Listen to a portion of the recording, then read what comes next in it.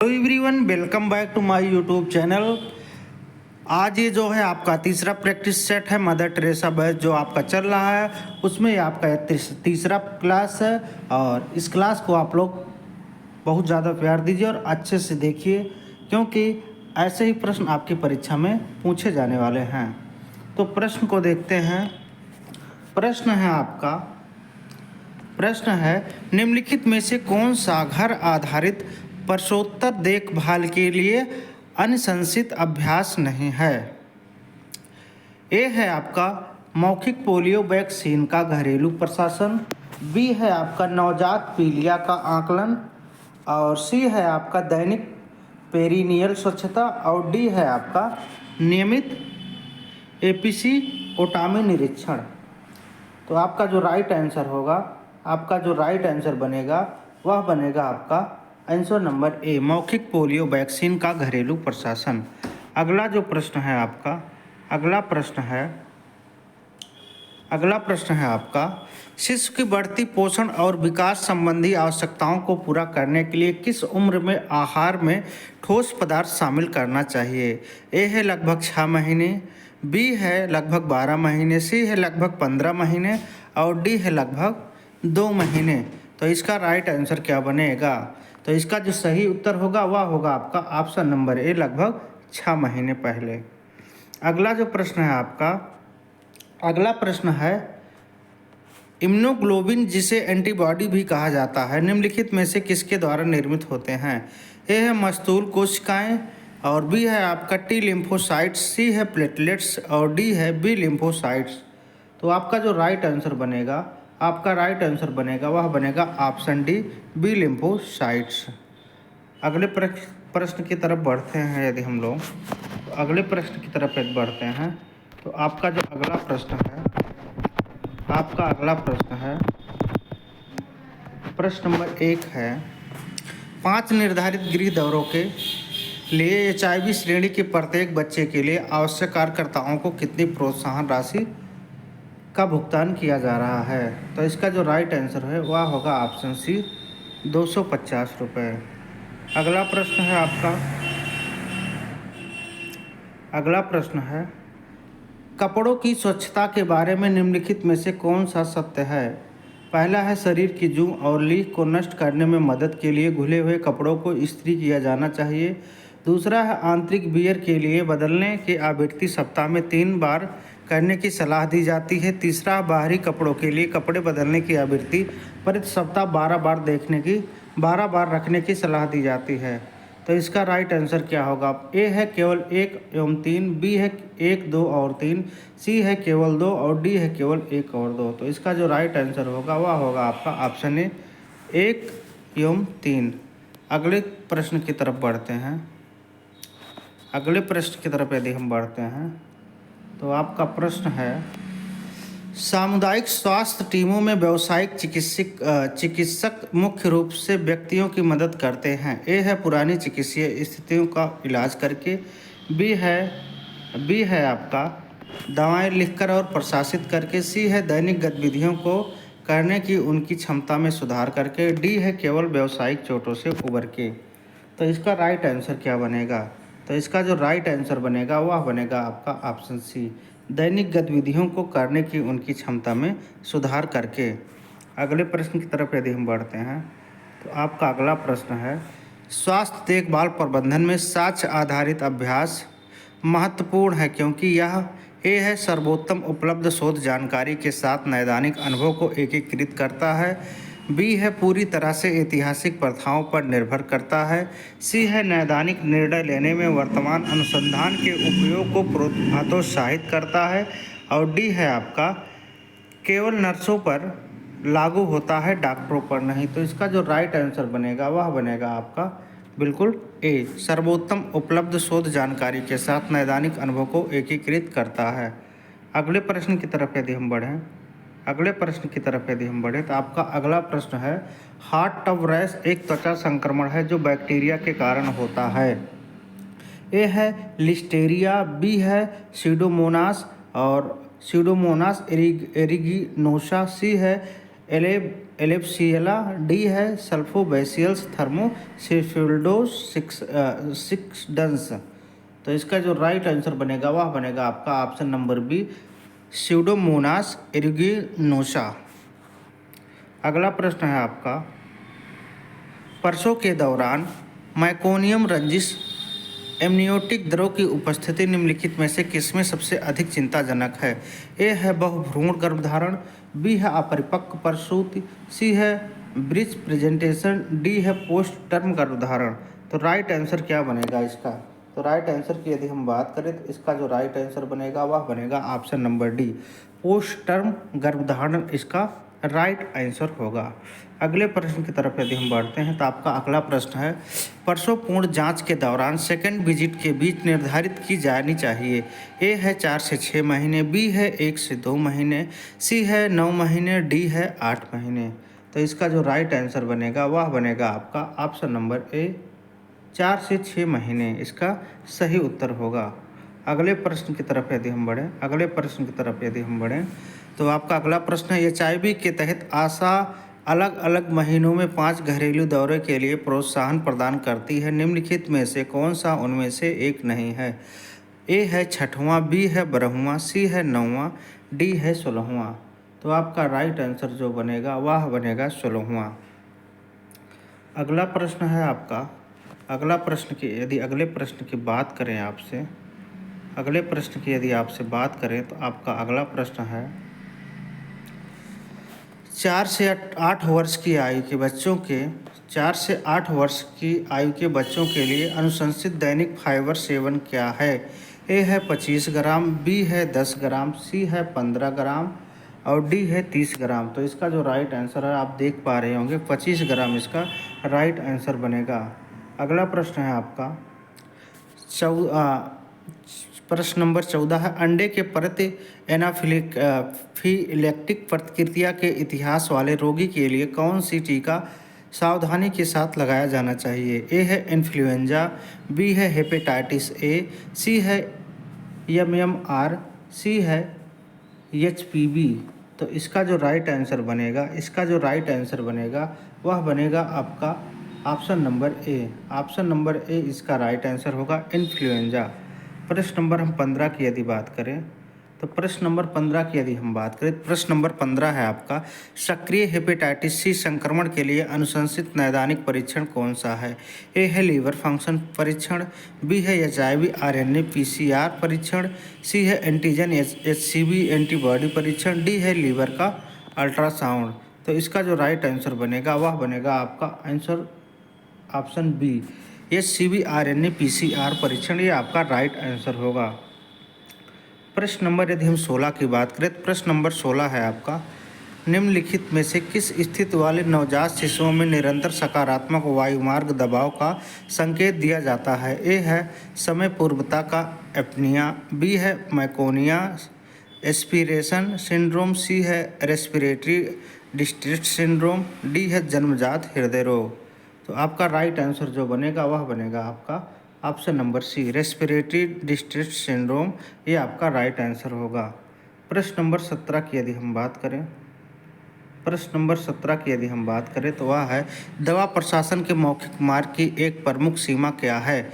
ए है यह hepatic first pass effect को बाईपास करता है, बी है यह उन दवाओं के लिए अनुपयुक्त है जिनके लिए स्थानीय कार्यवाही की आवश्यकता होती है, सी है इसका उपयोग उन दवाओं के लिए किया जा सकता है जो आंत में खराब रूप से अवशोषित होती है, डी है गैस्ट्रिक खाली करने के दर जैसे कारकों के कारण दवा की कार्यवाही अप्रत्याशित हो सकती है। तो इसका जो राइट आंसर बनेगा वह बनेगा आपका ऑप्शन डी, गैस्ट्रिक खाली करने की दर से जैसे कारकों के कारण दवा की कार्यवाही अप्रत्याशित हो जाती है। प्रश्न नंबर 18 है आपका, सामान्य योनि प्रसाव के दौरान फटने के जोखिम को कम करने के लिए पेरिनेम को सहारा देने के लिए इस्तेमाल की जाने वाली तकनीकी को के रूप में जाना जाता है? ए है एपिसियोटोमी, बी है फंडल दबाव, सी है मैक्रावर्ट्स मैन्यूवर, डी है रिटगेन का मैनूवर। तो इसका जो राइट आंसर बनेगा वह बनेगा आपका ऑप्शन नंबर डी, इसका राइट आंसर होगा रिटगेन का मैनूवर। अगला जो प्रश्न है आपका वह है, स्वास्थ्य बीमा पोर्टेबिलिटी और जवाबदेही अधिनियम किसके द्वारा रिकॉर्ड कीपिंग को प्रभावित करता है? ए है रोगी रिकॉर्ड तक सार्वजनिक पहुंच की अनुमति देकर, बी है रोगी स्वास्थ्य जानकारी की सुरक्षा के लिए मानक निर्धारित करके, सी है केवल हस्तलिखित नोट्स की आवश्यकता, डी है इलेक्ट्रॉनिक रिकॉर्ड खत्म करके। तो इसका जो राइट आंसर बनेगा आपका वह बनेगा आपका ऑप्शन नंबर बी, रोगी स्वास्थ्य जानकारी की सुरक्षा के लिए मानक निर्धारित करके। अगला प्रश्न है आपका, अगले प्रश्न की तरफ यदि हम बढ़ते हैं, तो आपका प्रश्न है, प्रश्न नंबर 20 है आपका, निम्नलिखित में से कौन सबसे आम सूजन आंत रोग है? ए है कोहन रोग, दूसरा है विकिरण प्रोक्टाइटिस, तीसरा है इस्कीमिक कोलाइटिस। तो इसका राइट आंसर जो होगा आप लोगों को बताना है। ए है केवल 2 और 3, बी है केवल 1 और 2, सी है केवल 1, डी है केवल 3। तो इसका जो राइट आंसर बनेगा वह बनेगा आपका ऑप्शन नंबर सी, केवल 1 इसका राइट आंसर होगा। अगला प्रश्न है आपका 21 नंबर है, थर्मोलाइवाइल सामग्रियों के लिए कौन सी स्टरलाइजेशन विधि सबसे उपयुक्त है? ए है आयोनाइजिंग विकिरण, बी है एथिलीन ऑक्साइड स्टरलाइजेशन, सी है भाप ऑटोक्लेविंग, डी है ड्राई हीट स्टरलाइजेशन। तो इसका जो राइट आंसर बनेगा वह बनेगा ऑप्शन नंबर सी, भाप ऑटोक्लेविंग। अगले प्रश्न की तरफ यदि हम बढ़ें तो अगला प्रश्न है आपका, निम्नलिखित में से कौन सी एक्यूट नर्सिंग केयर सेटिंग की विशेषता है? ए है प्राकृतिक वातावरण का परिवार के साथ साझा किया जाना, बी है ग्राहक के मूल्यों के आधार पर पारस्परिक रूप से तक किए गए हस्तक्षेपों के साथ स्वायत्त अभ्यास, सी है बीमारी के साथ विरोधाभास और देखभाल का उद्देश्य बीमारी को खत्म करना, डी है परिवार की सामग्री में देखा गया ग्राहक। तो इसका जो राइट आंसर बनेगा वह बनेगा ऑप्शन नंबर सी, बीमारी के साथ विरोधाभास और देखभाल का उद्देश्य बीमारी को खत्म करना। प्रश्न नंबर 23 है आपका, प्रसवोत्तर उच्च रक्तचाप के प्रबंधन के लिए पसंद की दवा है? ए है एटेनोलोल, बी है लेवेटालोल, सी है मैग्नीशियम सल्फेट, डी है मेथाइल डोपा। तो इसका जो राइट आंसर बनेगा आप लोगों का वह बनेगा ऑप्शन बी, लेवेटालोल। अगला जो प्रश्न है, प्रश्न नंबर 24 है आपका, वह है वृषण के बगल में कुंडलित नलिका है जहां शुक्राणु होते हैं और थोड़े समय के लिए संग्रहित हो सकते हैं। ए है वास डिफरेंस, बी है अंडकोश, सी है सेमिनिफरस ट्यूब्स और डी है आपका अधिवृषण। तो इसका जो राइट आंसर बनेगा वह बनेगा अधिवृषण। क्वेश्चन 25 है आपका, टाइप बी उपकेंद्रों के लिए प्राथमिक विकास लक्ष्य क्या है? ए है विशेष रूप से बाह्य रोग सेवाएं प्रदान करना, बी है तृतीयक देखभाल अस्पतालों के रूप में सेवा करना, सी है चिकित्सा अनुसंधान केंद्रों के रूप में कार्य करना, डी है व्यापक वितरण सुविधाएं प्रदान करना। तो इसका जो राइट आंसर बनेगा वह बनेगा आपका ऑप्शन नंबर डी, व्यापक वितरण सुविधाएं प्रदान करना। अगले प्रश्न की तरफ यदि हम बढ़ें तो आपका अगला प्रश्न है, स्वास्थ्य देखभाल रिकॉर्ड में ICD-10 जैसी कोडिंग प्रणालियों का उपयोग मुख्य रूप से निम्न कार्य करता है। ए है रोगियों के लिए चिकित्सा शब्दावली को सरल बनाने में कार्य करता है, बी है स्वास्थ्य सेवा प्रदाताओं की व्यक्तिगत राय रिकॉर्ड करता है, सी है रोगी रिकॉर्ड में विस्तृत विवरण प्रदान करता है, डी है चिकित्सा प्रक्रियाओं और निदानों का मानकीकृत कोड में अनुवाद करता है। तो इसका जो राइट आंसर होगा आपका वह बनेगा ऑप्शन नंबर डी, इसका राइट आंसर होगा चिकित्सा प्रक्रियाओं और निदानों का मानकीकृत कोड में अनुवाद करता है। अगला प्रश्न है आपका प्रश्न नंबर 27 है आपका, स्वास्थ्य कार्यक्रमों में सामुदायिक भागीदारी महत्वपूर्ण है यह सुनिश्चित करता है कि स्वास्थ्य कार्यक्रम सामुदायिक आवश्यकताओं के प्रति उत्तरदायी है, बी है केवल शहरी क्षेत्रों में ही आवश्यक है, सी है स्वास्थ्य देखभाल पेशेवरों की आवश्यकता को समाप्त करती है, डी है आपका स्वास्थ्य हस्तक्षेपों की प्रासंगिकता कम हो सकती है। तो इसका जो राइट आंसर बनेगा वह बनेगा आपका ऑप्शन ए, यह सुनिश्चित करता है कि स्वास्थ्य कार्यक्रम सामुदायिक आवश्यकताओं के प्रति उत्तरदायी है, यही राइट आंसर होगा। प्रश्न नंबर आपका 28 है, गर्भावस्था के किस सप्ताह तक प्लेसेंटा पूरी तरह से बन सकता बन जाता है लेकिन बढ़ता रहता है। ए है 2 से 4 सप्ताह, बी है 6 से 9 सप्ताह, सी है 15 से 22 सप्ताह और डी है 18 से 20 सप्ताह। तो इसका जो राइट आंसर बनेगा वह बनेगा आपका ऑप्शन नंबर डी, 18 से 20 सप्ताह। प्रश्न नंबर 29 की यदि हम बात करें तो प्रश्न नंबर 29 जो आपका है वह है स्वास्थ्य संचार के किस दृष्टिकोण में संदेशों को डिजाइन किया जाता है ताकि उन्हें आसानी से अनदेखा या भुलाया ना जा सके और उनका उपयोग दर्शकों को किसी चीज़ के बारे में याद दिलाने के लिए किया जा सके जो पहले के संदेशों को पुष्ट करता है।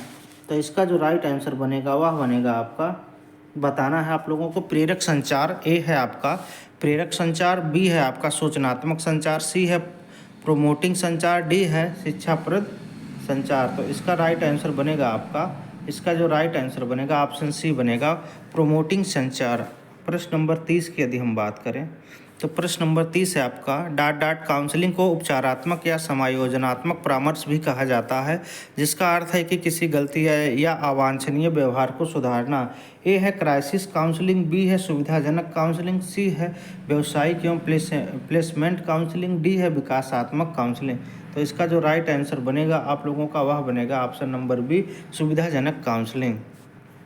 अगला प्रश्न है प्रश्न नंबर 31 है स्टरलाइजेशन के संदर्भ में स्पोरिसाइडल शब्द निम्न में से किसको मारने की क्षमता को संदर्भित करता है। ए है वायरस और कवक के नष्ट करने को, बी है गैर बीजाणु बनाने वाले जीवाणुओं को निष्क्रिय करने को, सी है सभी प्रकार के सूक्ष्म जीवी जीवन को हटाने को, डी है बैक्टीरिया के बीजाणु को। तो आपका राइट आंसर यही बनेगा ऑप्शन नंबर डी, बैक्टीरिया के बीजाणुओं को ये इसका राइट आंसर होगा। प्रश्न नंबर आपका 32 है क्रूटजफेल्ड जैकब रोग जैसी बीमारियों के लिए जाने वाले प्रियन अद्वितीय हैं क्योंकि वे निम्न से बने हैं। ए है लिपिड, बी है डीएनए, सी है आरएनए, डी है प्रोटीन। तो इसका जो राइट आंसर बनेगा वह बनेगा ऑप्शन नंबर डी, प्रोटीन। प्रश्न नंबर 33 की यदि हम बात करें तो प्रश्न नंबर 33 है आपका शिशुओं में थ्रस के लिए अनुशंसित प्रबंधन में निम्न में से क्या शामिल है। ए है सिस्टमेटिक फ्लुकोनाजोल, बी है मौखिक निस्टैटिन सस्पेंशन, सी है टॉपिकल क्लोटिमेजोल, डी है ओरल एम्फोटेरिसिन बी। तो इसका जो राइट आंसर बनेगा वह बनेगा आपका ऑप्शन बी, मौखिक निस्टैटिन सस्पेंशन। प्रश्न नंबर 34 है आपका पोषण पर बाल स्वास्थ्य शिक्षा का ध्यान निम्न में से किस पर केंद्रित होना चाहिए। ए है पहले कुछ महीनों में गाय का दूध पेश करने पर, बी है फार्मूला दूध के विशेष उपयोग पर, और डी है आपका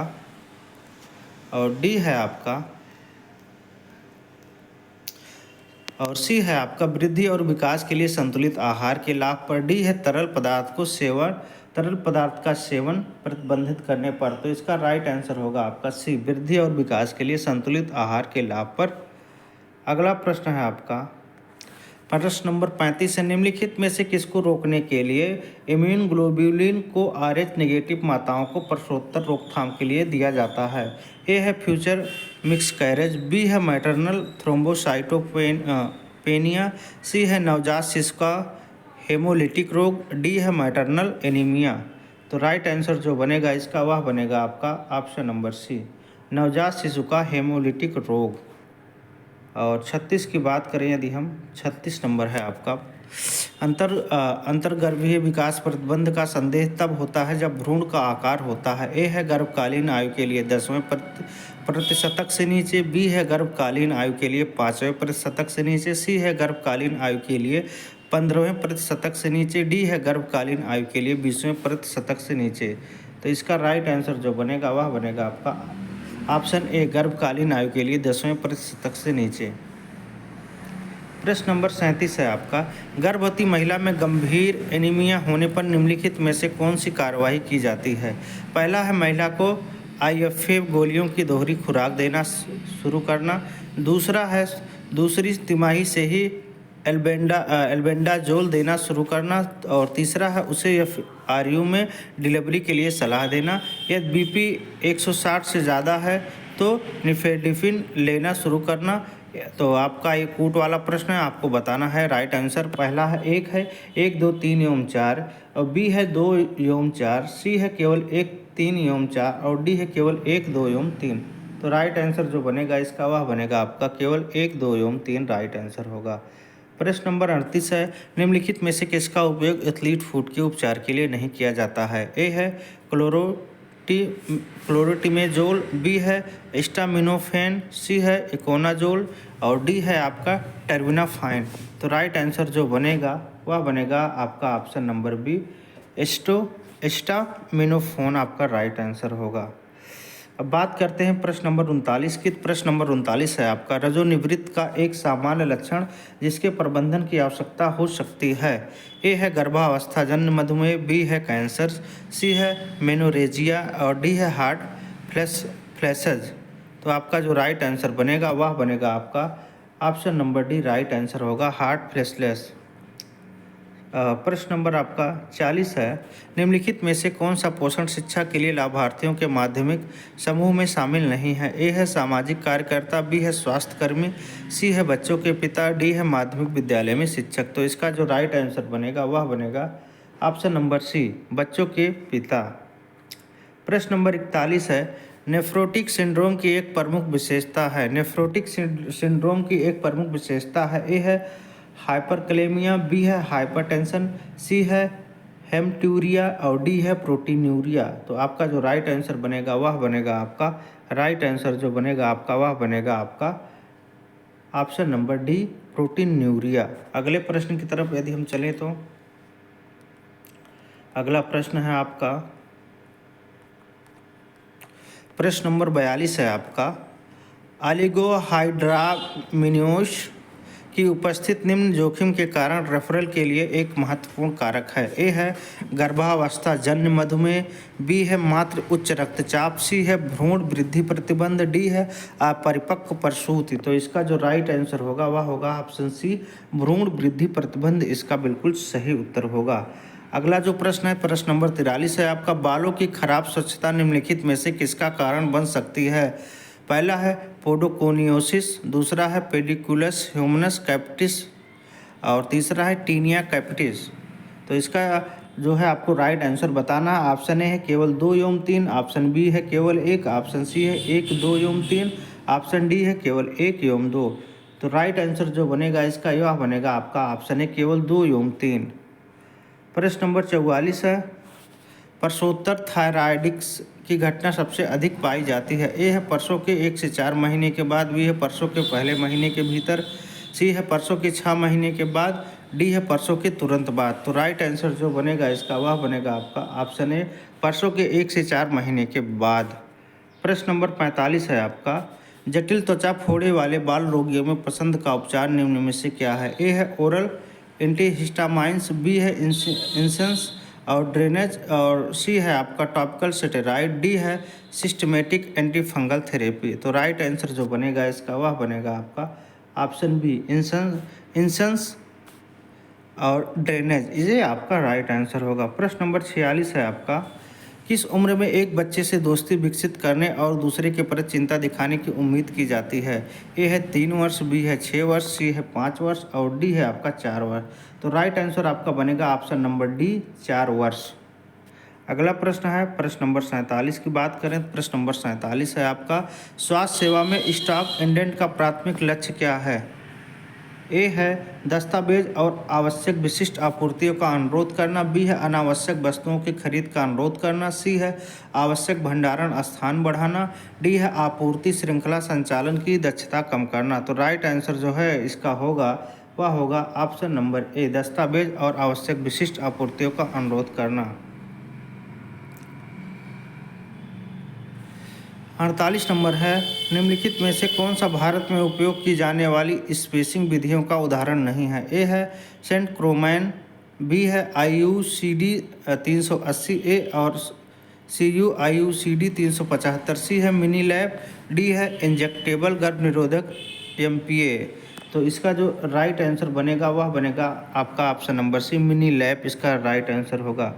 प्रश्न नंबर 49 की यदि हम बात करें तो प्रश्न नंबर 49 है आपका, स्थानिक क्षेत्रों में शिस्टोसोमियासिस के लिए प्राथमिक निवारक उपाय है। ए है पेयजल की व्यवस्था, बी है प्राजिक्वेंटेल के साथ मास ड्रग एडमिनिस्ट्रेशन। सी है जोखिम वाली आबादी का टीकाकरण। डी है दूषित पानी के संपर्क से बचने के बारे में स्वास्थ्य शिक्षा। तो राइट आंसर जो बनेगा आपका वह बनेगा आपका ऑप्शन नंबर डी, दूषित पानी के संपर्क से बचने के बारे में स्वास्थ्य शिक्षा। अगला जो प्रश्न है वह है प्रश्न नंबर 50 आपका। प्रश्न नंबर 50 की यदि हम बात करें, अगला जो प्रश्न है आपका वह है प्रश्न नंबर 50। प्रश्न नंबर 50 की यदि हम बात करें, प्रश्न नंबर 50 है आपका, गर्भावस्था के दौरान गर्भाशय को सहारा देने और उसकी स्थिति बनाए रखने में कौन सा लिगामेंट महत्वपूर्ण भूमिका निभाता है। ए है ब्रॉड लिगामेंट, बी है सैक्रोस्पाइनस लिगामेंट, सी है इलियोलंबर लिगामेंट और डी है आपका राउंड लिगामेंट। तो आपका जो राइट आंसर बनेगा वह बनेगा आपका ऑप्शन ए, इसका राइट आंसर होगा ब्रॉड लिगामेंट। तो ये रहा आपका 50 महत्वपूर्ण प्रश्नों का जो है बैच। ये क्लास 3 थी। आप लोग ज़रूर बताइएगा कि आप लोगों को यह क्लास कैसा लगा। मिलेंगे कल फिर आपसे नेक्स्ट वीडियो में, तब तक के लिए धन्यवाद।